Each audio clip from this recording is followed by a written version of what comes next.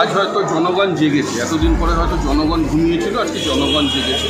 আর সেই ক্ষেত্রে আমাদের যখন 9 তারিখে এই ঘটনাটা ঘটে এবং পশ্চিমবঙ্গের মধ্যে প্রথম আমরাই একমাত্র 11 তারিখ সিপিডিআর ইন্ডিয়া হিউম্যান রাইটস এবং ওয়েস্ট বেঙ্গল ইউনিটি ফোরাম যৌথ উদ্যোগে আমরা ডেপুটেশন জমা দিই। অ্যাডভোকেট ইউনিটি ফোরাম আমরা যৌথ উদ্যোগে একটা ডেপুটেশন জমা দিই রাজ্যপালের কাছে, যাতে সিবিআই তদন্ত হোক। কারণ আমরা ওই 2 দিনের মধ্যেই দেখেছিলাম যে কীভাবে এভিডেন্সকে লোপাট করার একটা ভাবনা চিন্তা চলছে এবং ম্যানিপুলেট করার চেষ্টা চলছে। তারপরেই দেখা গেছে যে যেখানে এভিডেন্স হয় সেখানকার হল ঘরের পাশে যে বাথরুম সেটাকে ভেঙে দেওয়া হয়েছে, নানা রকমভাবে কিন্তু চলেছে। এটার বিরুদ্ধে আজকে জনগণ কিন্তু সজাগ হয়েছে এবং জনগণ কিন্তু পথে নেমেছে। শুধু অ্যাডভোকেটরা বা আমরা মানবাধিকার কর্মীরা, সাধারণ থেকে সাধারণ মানুষ এবং ডাক্তাররা সবাই মাঠে নেমে পড়েছে এবং আপনাদের মিডিয়া বন্ধুদের সহযোগিতায় প্রত্যেকটা মানুষের কাছে গিয়ে পৌঁছচ্ছে যে ন্যায় বিচারটা আমরা শুনছি। আজকে আমাদের আমাদের একটা ডেপুটেশন রাজ্যপালের কাছে আমরা জানাবো, যেটার উদ্দেশ্য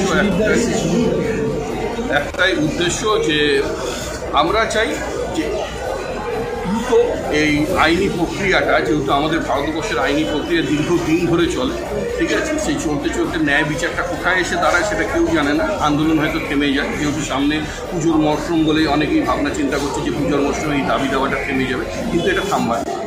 মানুষ এর রায় দেবে এবং আমরা চাই যে দ্রুত এর প্রক্রিয়া পালিত হোক এবং যারা যারা দোষী, এবং একটা মানুষের পক্ষে যে ঘটনাটা ঘটেছে যে কোনো একজন সিঙ্গেল মানুষের পক্ষে এটা করা সম্ভব না, এটা সবাই বুঝতে পারছে।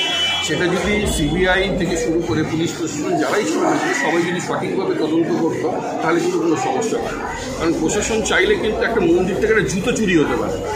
এত বড় ঘটনার এতদিন ধরে কেউ সেইভাবে ধরা পড়ছে না বা কোনো কাজ হচ্ছে না। আজকে সন্দীপ ঘোষকে যে ক্রিয়াকর্মে ধরা হয়েছে সেটা আমাদের ধারণা একটাই যে তাকে বাঁচানোর জন্য একটা প্রক্রিয়া চলছে, কিন্তু মেন কালপিট তো তিনি। যে ঘটনাটা দীর্ঘদিন ধরে ঘটে চলেছে একটা এরকম একটা সরকারি হসপিটালে, সেটা হওয়া বাঞ্ছনীয়। এবং যে ডাক্তারদেরকে পয়সা নিয়ে ডিগ্রি দেওয়া হয়, তাহলে মানুষের জীবনটা কোন মানুষের হাতে তুলে দেওয়া হচ্ছে, সেটা সবথেকে বড় প্রশ্ন। তা আগামী দিনে সে ডাক্তারদের কাছে আমাদের ভবিষ্যৎ বা আমাদের আগামী যে ভবিষ্যৎ বা প্রজন্ম যেগুলো রয়েছে সেই জায়গাটা কোথায় এসে দাঁড়াচ্ছে। এর জন্য আমাদের এই আন্দোলন বৃহত্তর আন্দোলন এবং সারা জনগণ এর সঙ্গে সামিল হয়েছে, প্রত্যেকটা মানুষ নেমেছে। আমরা এই আন্দোলন চালাই। আমার নাম Atindra Ghosh, CPDR India human রাইটসের জেনারেল সেক্রেটারি।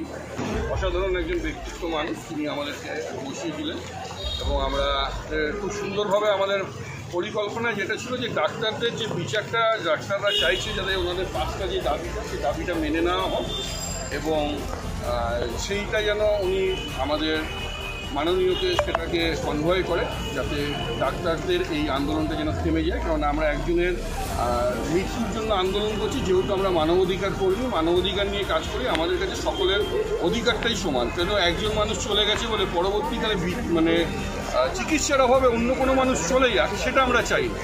তার জন্যই আমাদের এই ডেপুটেশনটা জমা দেওয়া। আর বাকিটা হচ্ছে যে আমরা সবসময় ভুল ভাবি যে পুলিশ প্রশাসন মানুষের জন্য কাজ করে না। আমাদের সঙ্গে পুলিশ প্রশাসন অসাধারণভাবে সহযোগিতা করেছে, খুব সুন্দরভাবে। কারণ কি দেখুন, তারা একটা রাজ্য সরকারের চাপে থাকে, তারা তো রাজ্য সরকার, আমরা তো ভাবি। কেননা দেখুন, সবথেকে বড় কথা, যারা আইএএস আইপিএস বা পুলিশ প্রশাসন যারাই যে জায়গায় বসে থাকুক না কেন, তারা কিন্তু তারা শিক্ষাগত যোগ্যতা দিয়ে কিন্তু সেই জায়গায় এসে পৌঁছয়। একমাত্র আমরা জনসাধারণ ভুল মানুষদেরকে ভোট দিয়ে ভুল জায়গায় গিয়ে পৌঁছে দিই, যেখানে আমরা ভাবি না সে মানুষটা শিক্ষিত কিনা অশিক্ষিত কিনা, বা তারা আমাদের হয়ে কাজ করে কিছু অর্থের লোভে, কিছু বড় বড় লেকচারের লোভে, কিছু একটা পাওনার লোভে হয়তো তাদেরকে আমরা মসনদে পাঠিয়ে দিই এবং তারা কিন্তু আমাদের জীবনটাকে নিয়ে কিন্তু সিনেমিনি খেলে 5 বছরের জন্য। সেটাই যেন আগামী দিনে এই জিনিসটা না হয়। টেম্পার করা হয়েছে সেটা আমরা সবাই জানি, তবুও যা তথ্য আছে সেই তথ্যের বিনিময়ে অনায়াসে কিন্তু মানুষ যারা যারা দোষী তারা দোষী সাব্যস্ত হতে পারে। আমি সব জায়গায় বলি, যদি যে পুলিশ প্রশাসন বলুন বা সিআইডি ডিপার্টমেন্ট বলুন বা আমাদের সিবিআই ডিপার্টমেন্ট, যদি তারা সঠিকভাবে বিচারটায় তদন্ত করে তাহলে সব কিছু পাবে। কারণ যদি তারা চায় একটা মন্দির থেকে একটা জুতো চুরি হতে পারে, আর এটা তো একটা বড় একটা ঘটনা। এই ঘটনাটা কেন্দ্র করে যে তারা কোনো তথ্য পাবে না সেটা নয়। আজকে সাধারণ থেকে সাধারণ মানুষ বুঝতে পারছে যে তথ্যটাকে লোক এবং সবথেকে দুর্ভাগ্যজনক আমাদের দেশ, আমাদের খুব ভালো মানে অবাক লাগে, আমরা বলি সারে জাহা শাহ হিন্দুস্তান আমরা, যেখানে অপরাধীদের ফাঁসি চাই বলে দাবি আমরাও করছি, সরকার পক্ষও করছে, আবার সরকার পক্ষ তাদের এগেনস্টে আবার 21 জন লয়ারকেও অ্যাপয়েন্ট করছে এবং তাদেরকে পেমেন্টটা করছে আমাদের ট্যাক্সের পয়সা। তাহলে আমাদের ট্যাক্সের পয়সায় অপরাধীদের বাঁচানোর চেষ্টা চলছে। আবার সেখানে ওই দেখুন যে 11 জন মহিলাকে অ্যাপয়েন্ট করা, অদ্ভুত ব্যাপার লাগে না যে পয়সার কাছে